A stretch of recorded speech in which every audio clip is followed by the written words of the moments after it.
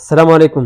امید ده چې ټول بخیر او جوړ به یې. د کومو ملګرو چې ویښته وځي کوشش وکړي دا ویډیو خامخا وګورئ. کومو ملګرو ته چې د ویښتو مسله ده هغه دا ویډیو بالکل مه سکپ کوئ. په دې ویډیو کې به زه تاسو ته نه د شیمپو ایډورټایزمنټ کوم، نه زه تاسو ته په دې کې د ستیلو ایډورټایزمنټ کوم، نه زه په دې کې د ټرانسپلانټ ایډورټایزمنټ کوم، نه داسې بل څه. زه به تاسو ته صرف ټپس ښیم. دغه ټپس چې تاسو فالو کړئ ستاسو په هیر فالینګ کې به انشاءالله ډېر زیات فرق راشي. اوله خبره خو دا ده ته په خپلو خوراکونو نظر واچوه.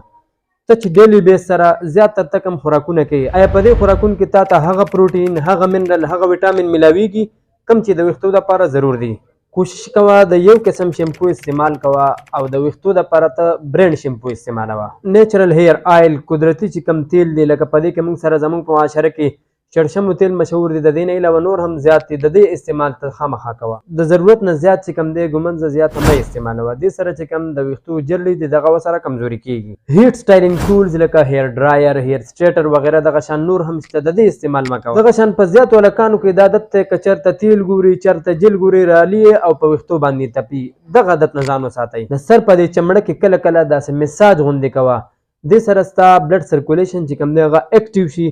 د دې په وجه د ویښتو چې کوم ګروت دی هغه بړاویږي، زیاتیږي. په ویښتو کې ټایټ سټایلز پرېږده. داسې سټایل ته مه کوه چې هغې په وجه ستا په ویښتو باندې فورس زیات راځي. ډېر زیات سوچ، ټینشن، ډپریشن مه کوه. کوشش کوه ډیلی ویښته وینځه. صفایي د ویښتو روزانه کوه.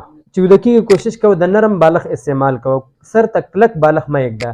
دې سره هم چې کوم دی د ویښتو د ډیمیج کېدو چانسز وي. دې ټولو خبرو سره سره که چېرته دا مسله ستا ډېره زیاته وي، سویر وي، نو ته خامخا ټرایکالوجست دغه شان ډرمټالوجست سره میلاو شه.